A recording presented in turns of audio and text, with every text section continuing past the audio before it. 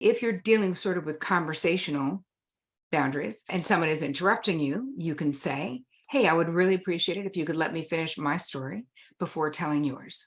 People who are interrupters, do you have any of those in your life? Or maybe you're an interrupter. I like to use physical cues, especially with conversation. If someone is interrupting, I don't use a full hand, I use one finger to say, oh, hey, wait, Bob, can you wait 1 sec? Just let me finish my thought because I'm afraid I'll forget. Like a lot of times now that's softening it by saying, I'm afraid I'll forget.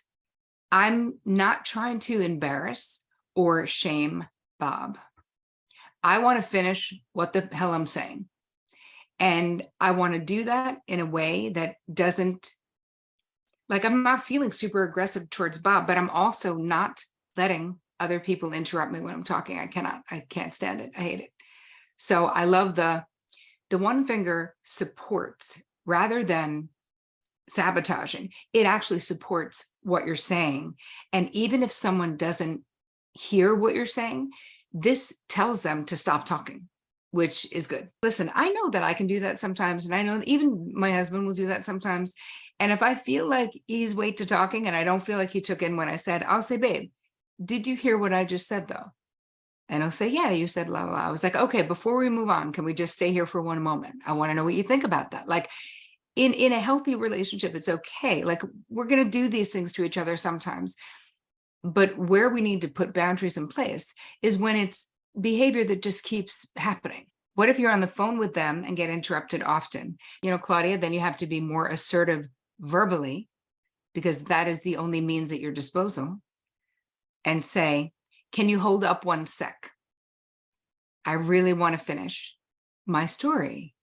I mean, if it's a friend, honestly, if it's someone I'm close to and they're interrupting, I would say, was my story boring?